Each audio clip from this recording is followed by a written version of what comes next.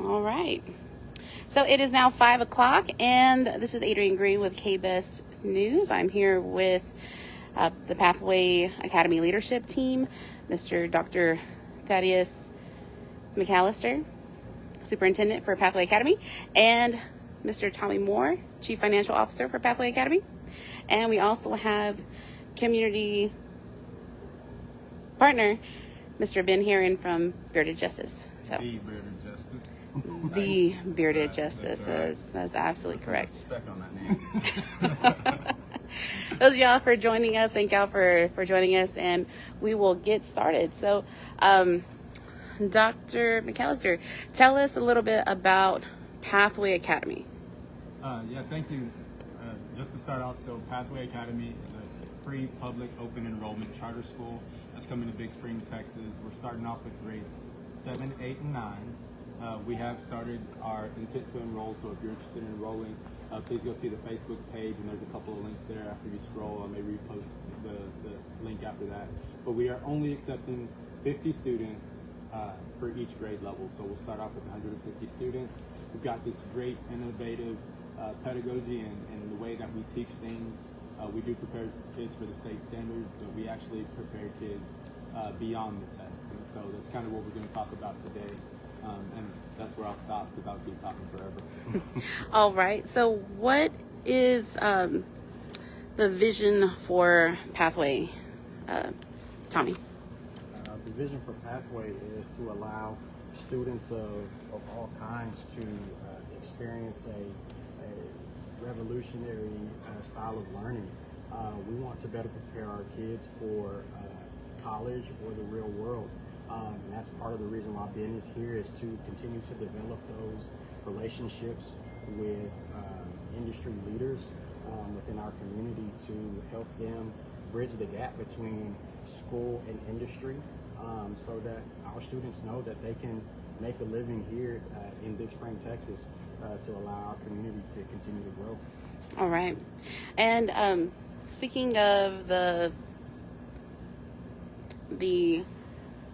course curriculum that y'all have there at Pathway, one of the things that y'all are focusing on is relevant real world learning. Dr. McAllister, what is that?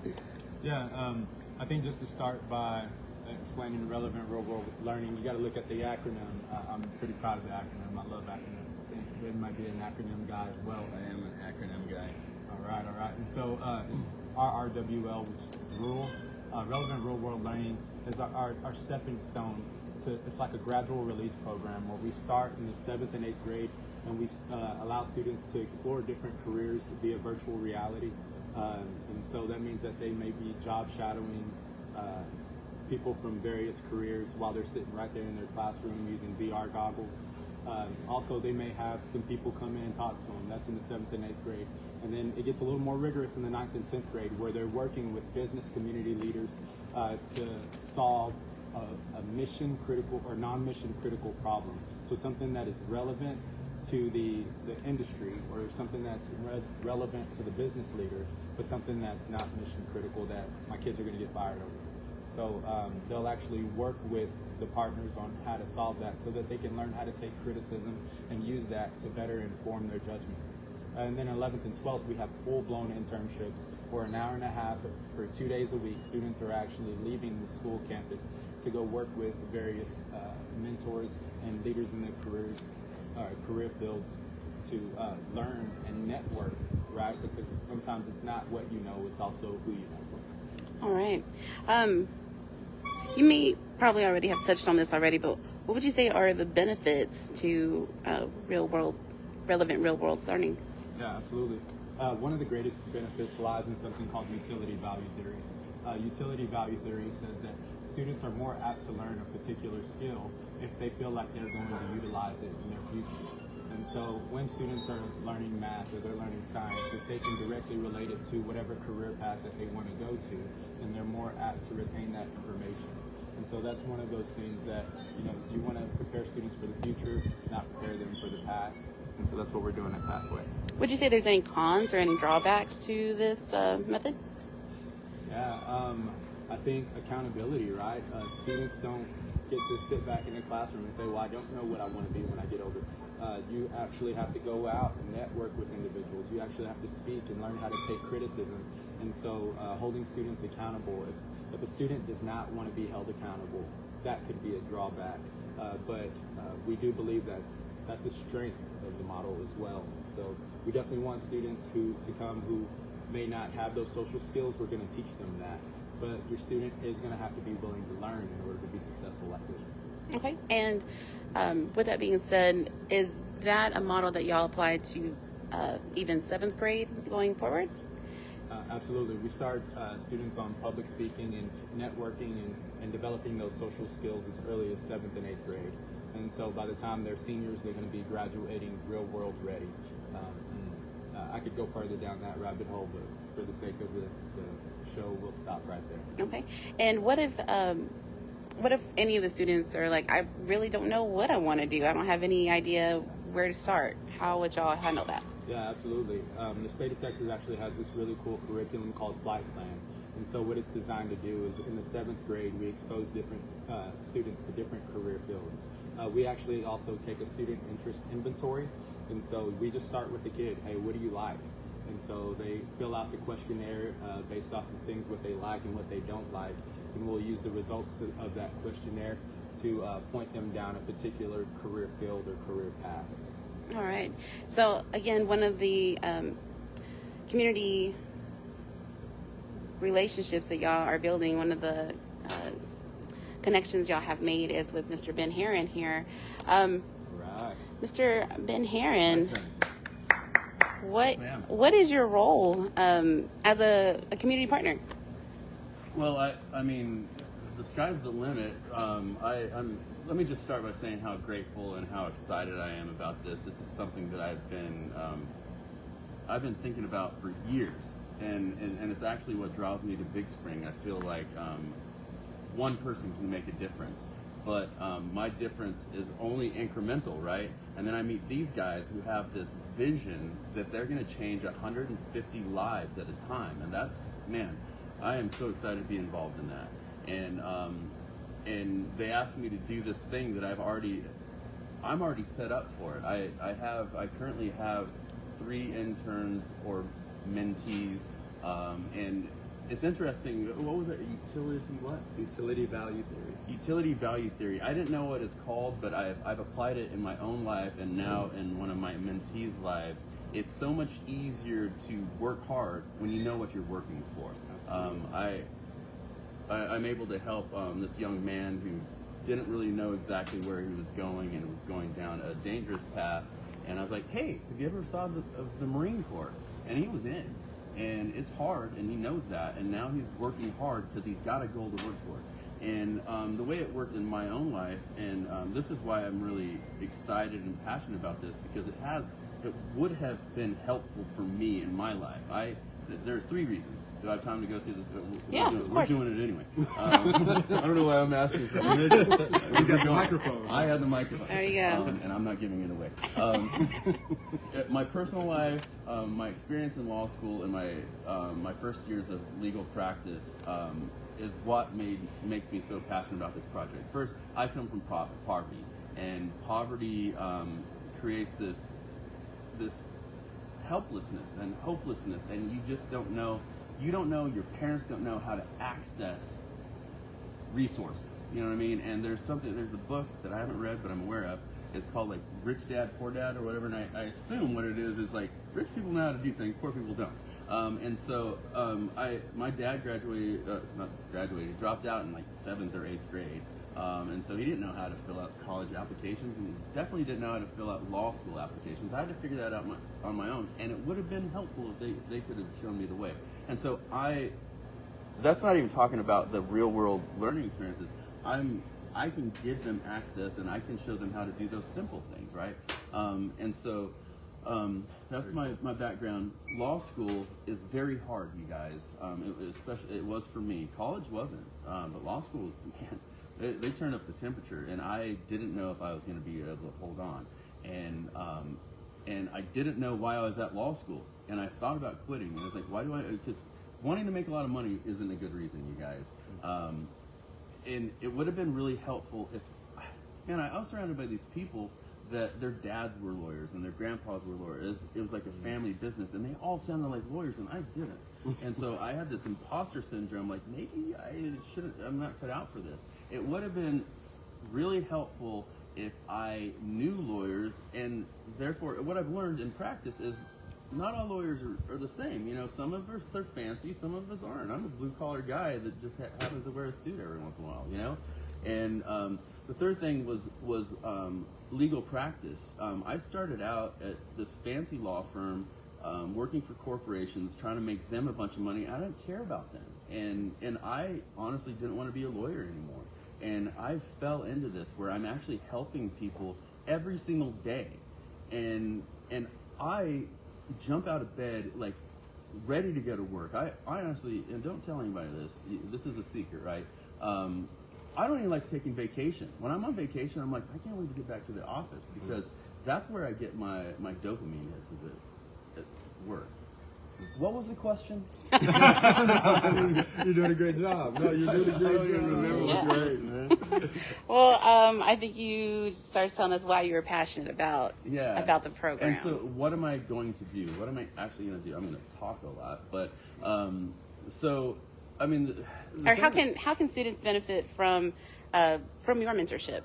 Well, I mean, I think there are a lot of different ways. For one, I feel like my practice is set up for this, because I have a staff of 6 now, and I have a very wide-ranging practice that can give a student.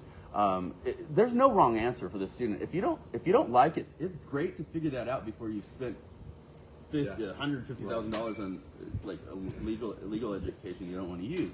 So if you don't like it, we're going to find out, right? I'm going to expose you. I have 6 staff members. One that handles family law, one that handles criminal defense, one that handles civil litigation, personal injury, medical malpractice, and then we do probate and wills and stuff like that. And then we actually have somebody that's dedicated to marketing. We have somebody else that's dedicated to making up words like decadated.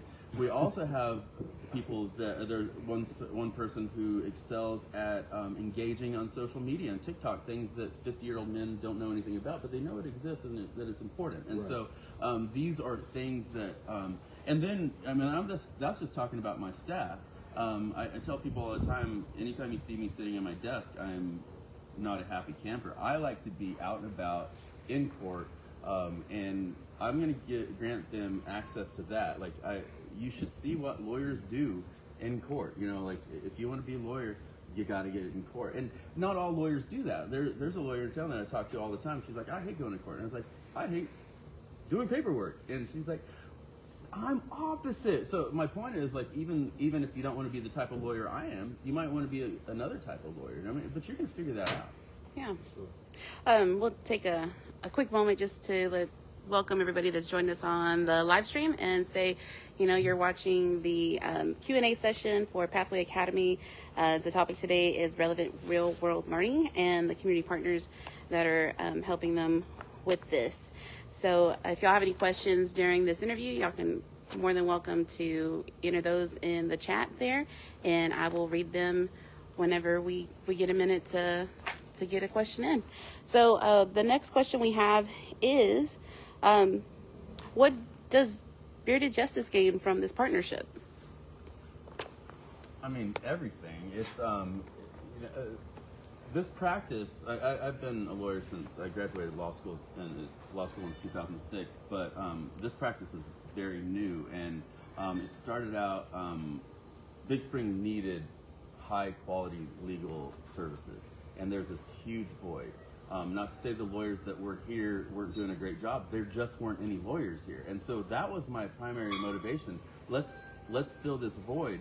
But it's sort of evolved very quickly into a new thing. I'm a member of this community, and I raised my family in this community. And so if I don't believe in scarcity. I don't believe that for me to win, you've got to lose. I believe that we can all win, and we can all support each other. We can all build, and we can raise all boats. And so I get a ton out of it, because my kids live here. You know what I mean? And the better we make Big Spring, the better it's going to be for my kids. And this is like Oprah stuff. You know, you guys know about Oprah's Leadership Academy. I watched that, and I don't watch Oprah, but I happened to watch that like 10 years ago, and it really struck me that she's creating leaders that she then sends out to their various communities, and she plants them there, right? That's what we're doing here, and I say we because I'm going to take credit for all your hard work. And I mean, think about how much it's going to affect 150, not just students, but families, changing their trajectory and then planting them in the community, and they're gonna cause a ripple effect. And I'm getting more from them than they're gonna get from me. I promise you that. Feelings mutual, that's for sure. Absolutely. Can I tell a story about that? Actually, we have a question that came up. Awesome. So this is from Cage. They say, what are we considering real world readiness? What are some examples of skills besides social and networking experience that your graduates will be leaving with? Yeah, I think definitely critically thinking, right? And so it's okay to solve a math problem within the context or the confines of the classroom, but the ability to apply those skills into different scenarios. So when you go into Ben's practice and maybe there's a case that you need to study that's not clear cut, you need to be able to go and talk to people and analyze what they're thinking and develop a solution to problems. And so those things take critical thinking skills, and you got to be able to do it in real time. So that's definitely one of the really relevant real world readiness tips or rule tips or rule skills that I think people can learn from one of these. The other thing is the ability to take criticism and to keep going. I talked to one of the business leaders, I've talked to multiple business leaders here in Big Spring, but one of the things that they were most concerned about is the fact that students have a hard time taking criticism and then keep going. In fact, the leader said, one time I got onto one of my busboys who's a high school student, and instead of finishing the shift, he just walked out. And so we want to be able to teach students that it's okay to get something wrong. And in fact, it's probably better to get something wrong than to not try anything at all, because then you can use those lessons and as learning opportunities, and then you get better. So right off the top of my head, those are two of the relevant real world readiness things that I hope that they learn. And I would love to piggyback on that. I tell my staff this all the time. We're building a plane while we're trying to fly it. One of the realities of starting a law firm in Big Spring is there aren't a ton of available.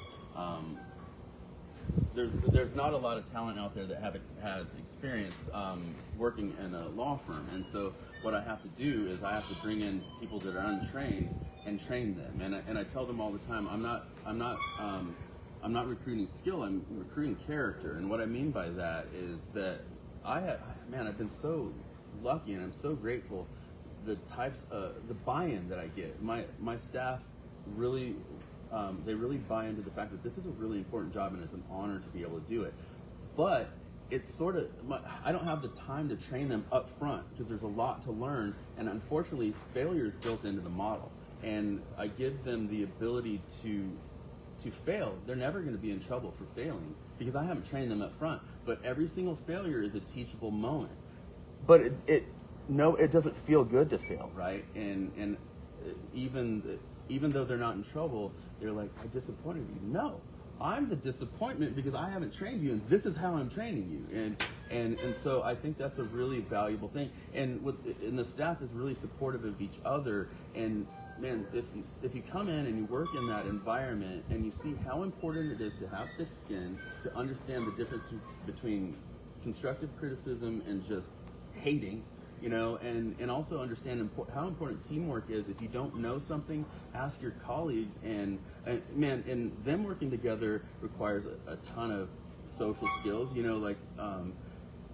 I had to teach them a business school thing. You guys have probably heard. It's called the sandwich method, right? You say, you don't just tell them what you don't like. You say, hey man, like I love the initiative that you're showing, but you're kind of stepping on my toes. That's kind of my job, and it's making me look bad. But hey, don't change that.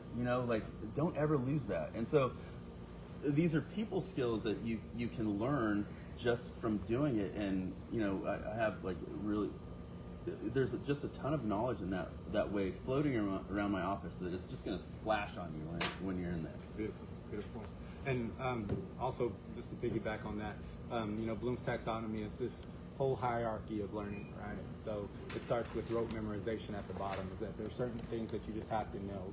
But as you start getting up to the top, you start going towards things like application and creativity. And so when we're thinking about application, I can think back to a story where students were in my book room at the time when I was an assistant principal. And I asked the students, hey, there's this huge pallet of books. Could you count these books for me? And I'm gonna walk out the room and I'm gonna come back, and by the time I come back, you should have them counted, put a sticky note on it. And so I walk out of the room, and when I come back, they're just on their phones hanging out. There's no sticky note on my books. And I asked them, hey, what's going on? Why didn't you count my books? And they said, well, we couldn't count the middle pallet of books. And so I said, hey, these are high school students. I said, could you please tell me what the formula for volume is? And they could say length times height times width, but they couldn't apply it. And so it's so important to take these skills that you're learning in the classroom and actually use them in the real world. It's the same thing as converting meters to feet. You can convert those all day long, but when you go to become a nurse, can you convert cc's to whatever unit state? Right. Nurses do. That's for my nurses. But yeah, you've got to be able to take these things from inside of the classroom to be able to use them outside of the classroom, or in whatever career field that you want to be in. And then actually creativity too, right? The ability to use whatever you know to come up with a solution to a new problem. And you can only do that by being immersed in places where there are other real world problems. There's nothing in a classroom that can really replicate that. The classroom is more of a safe place. And so we've got to give students the opportunity to learn from people and learn in those situations where they have the opportunity to really be put under some pressure and become creative. And so those are some of the skills we learned from our RWL program. And this is such a great question, because it's another thing that we have kind of a track record at Bearded Justice. I've now trained 6 people from 0 to wherever they are, and we promote from within, and everybody's kind of moved up. And you start from the bottom, right? You start with just answering the phone, greeting the client when they come in. And then I teach them, or now somebody else teaches them, how to do like the very simple motions. Like we have to do motions for continuances or order setting hearing. Very simple, like one sentence documents. They learn how to do that, and they learn the vocabulary. It's a completely different language that we speak. And then we get them out of the office, and they've got to, because nothing's online in Howard County, so we actually have to go across the street to the district clerk, and we have to go to the county clerk, and we have to speak with the court staff and stuff like that, and that create and it hasn't gone smoothly the whole time. What you got to realize is when you're in somebody else's office, they're doing you a favor, and you have to treat them that way, right? And we're dealing with like really important people. We're dealing with the county clerk and the district clerk and the court coordinator and stuff like that, and you have to treat them like they're such a good resource. It's people skills, right? Absolutely. And you don't come out the womb knowing how to do that, like and so you learn how to do a skill. Go get documents for me, but you also learn a social skill. Ask nicely. You know what I mean? Absolutely. And so that is so useful in every area. Like I don't care if you want to be a lawyer or a paralegal or something completely different. People skills is important. Yeah, all right. We have another question from Eva. She says, how will you help them transition into real life, such as balancing a checkbook? Oh, Tommy, this is you. This is you, my man. So that's a great question. Thaddeus and I talk about that all the time when we talk about just being, literate in every aspect, right? I didn't know about balancing the checkbook when I graduated high school at all. So kind of with my background, that's going to be something that, I can step in and help with. I am most definitely by no means a teacher, but I can teach some skills based on my background, and that's kind of one of those things that I can step in and help with. We want all of our students to be able to be able to do those things, be equipped with those things, because financial literacy is so important.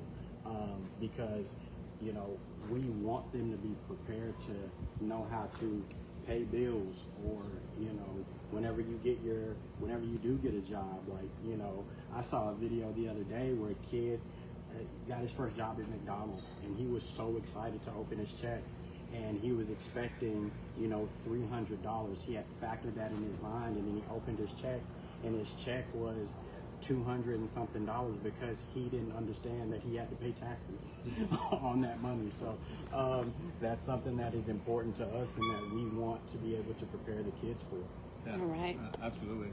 And just to piggyback on that, another partnership that I'm really proud about, and they didn't pay me to say this, but Man Mortgage, they are going to come on board and help Pathway students really start to do their life planning.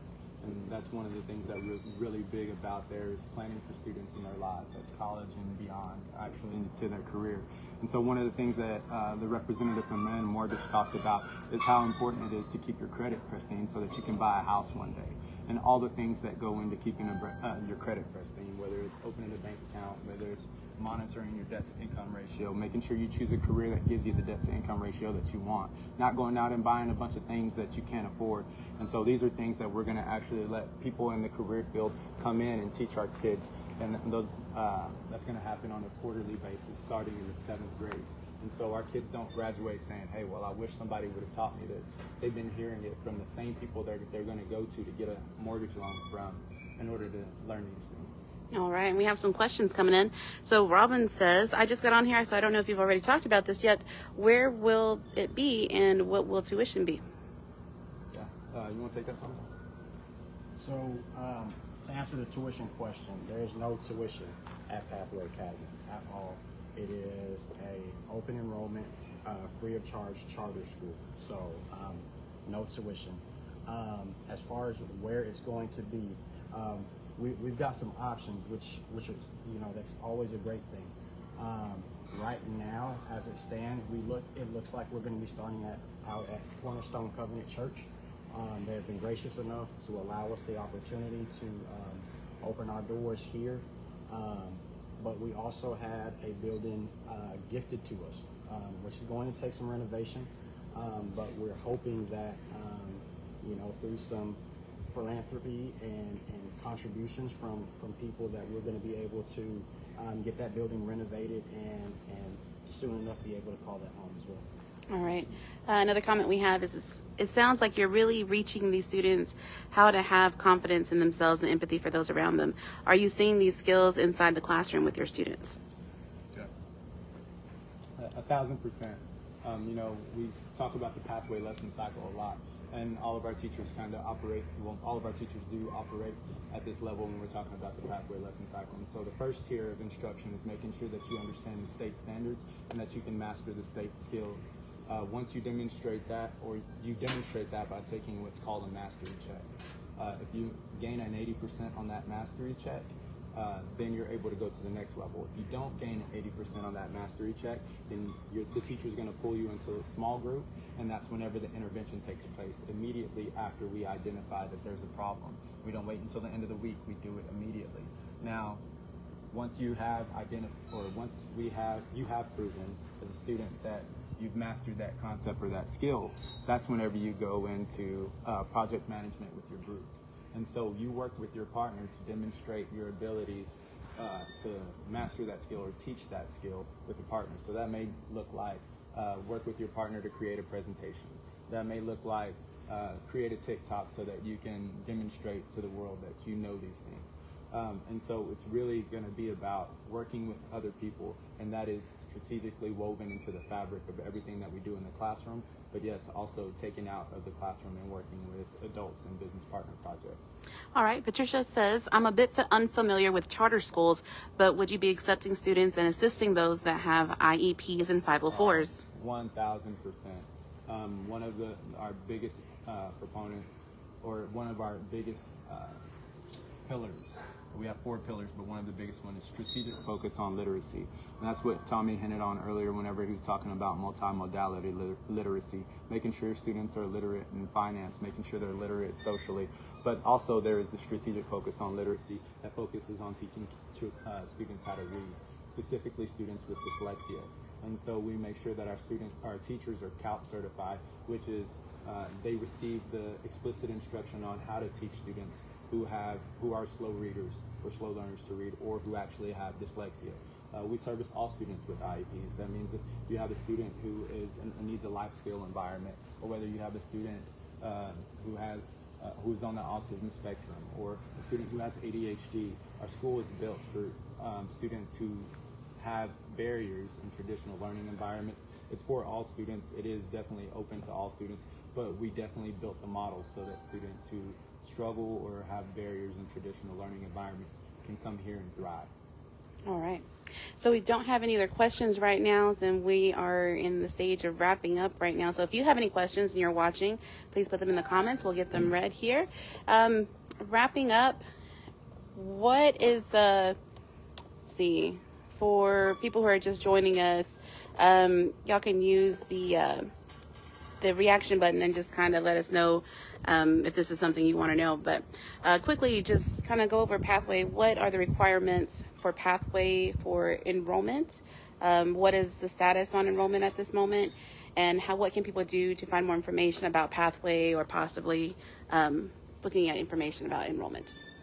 Yeah, I'll let Tommy take about where to find information for enrollment. But just to let everybody know like where we are on the status of enrollment. So we are an open enrollment charter school, so you can go ahead and flood your applications in now. I will tell you though, we are a third of the way full already, and it's just September. We don't do the lottery until March. We're expecting that, we will probably be filled up by then. But we are an open enrollment charter school, so in the event that we have more applications, there will be a lottery. We'll hit a button, and whoever gets in, gets in. But I don't know how it's going to work or what system that we're going to choose quite yet for the lottery, because we'll cross that bridge once we get there. But if we only have 150 students by March, all 150 will get in. So I urge you that if you want your students to come to Pathway, fill out the intent to enroll as soon as possible so that you can be one of those 150 before March. So with doing the lottery, if a student is it per student, or is it per family? So if there's like 2 students that are in like 7th and 9th grade, and one gets in but one doesn't. Yeah, absolutely. I was just talking to the lawyer about this situation earlier today, and there is a caveat. The Texas state law allows for you to skirt the lottery if you already have a sibling that goes to school there. And so my question to him was, what if one sibling is chosen in the lottery and the other sibling is not? And he said, he believes, and Justin, if you're watching this, I'm putting you on the spot. He believes that we can actually go over the cap if that is the situation. And because if there's a student that's already accepted there, and since the state law says that that student, the sibling can be accepted, that would be a reason why we go over the cap. All right. And Tommy, will you let us know about how they can find more information about Pathway Academy? You can go to pathwayhc.org, and on there you'll find all the information that you need. Just like Thaddeus said, we're excited about our enrollment already. So if you're excited about potentially coming to Pathway, I would suggest that you get on there and sign up intent to enroll, because it's filling up fast. We're excited about it. We were told a lot that enrollment was going to be an issue, but we have not found that to be the case so far. And it's a blessing, and we're excited about it. So we want, if we can go over the cap, I'm all for it. I would say get over to pathwayhc.org as soon as possible and fill out your intent to enroll. And we'll go ahead and also, probably about 15 minutes after this live, I'll repost it on the Facebook account too. For anybody who already has friended us on the Facebook account, please like the Facebook account, but we'll put the intent to enroll there as well, or you can go to the website as well. But yeah, one of the things that we were so impressed about was that the State Board of Education voted unanimously for the pathway to be approved. They were so impressed with the model and really what we could do to change the face of education. And so from virtual reality to relevant real-world learning experiences and internships, and learning at your own pace so that we can really eradicate those gaps.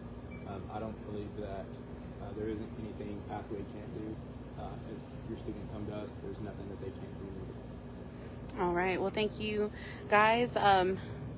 Ben Herron, is there anything you'd like to say for people who want more information about Bearded Justice? Where can they find you at? Well, I mean, that's not why I'm here. I'm not here to pump my own business, but Please tell them where. But you can, if you were so inclined. You can find me beardedjustice.com, or you can call me 432-32-BEARD. And both Ben and I are dance dads. Yeah. So if if you go to Bearded Justice, he'll dance for you. Yeah. He's got skills. He's got skills. Yeah. No, and you're about to see my TikTok coming up. I'm gonna do the Deadpool dance on TikTok, so tune in to that. All right. Hi, that sounds fun. All right. Well, thank you guys for joining us for this Q&A, and we will have more information at another time for the next one. Thank y'all for watching. Thank you, guys.